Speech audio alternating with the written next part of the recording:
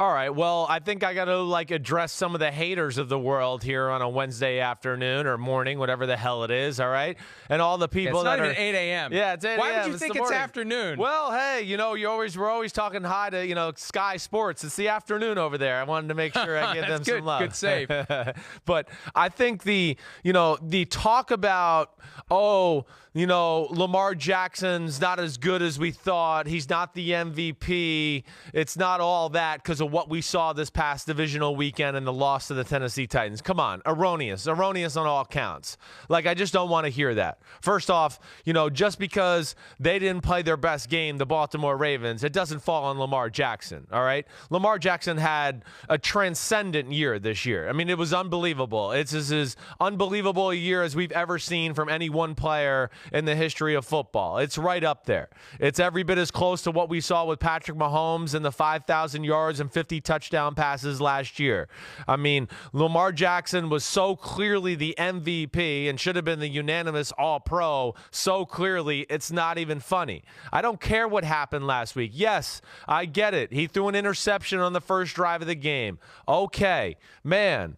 All right, he still gave them plenty of other opportunities, and I would argue John Harbaugh, listening to his analytics team, going forward on 4th and 1, those were really the big issues of the game that gave Tennessee Titans all the confidence and momentum they want.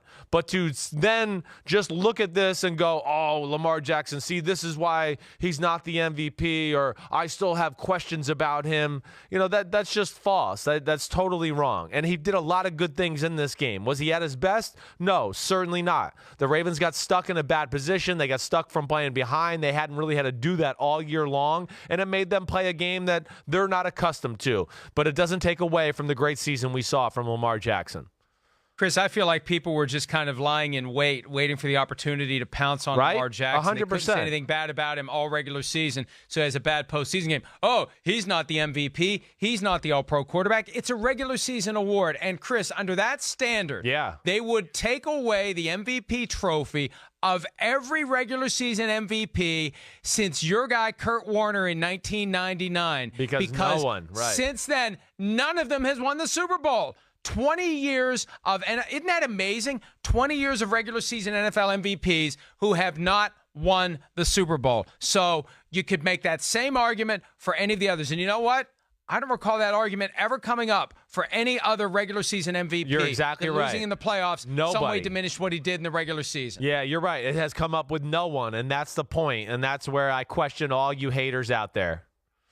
All right, I got a quick one, and this one bugs me, and it bugs me that other people don't realize the problem here. The Falcons have known for 2 years that they are going to unveil new uniforms this spring in April, and they just let people know about it yesterday. And I really don't care if the folks on Twitter don't understand my point. It's really not a difficult point. It goes like this.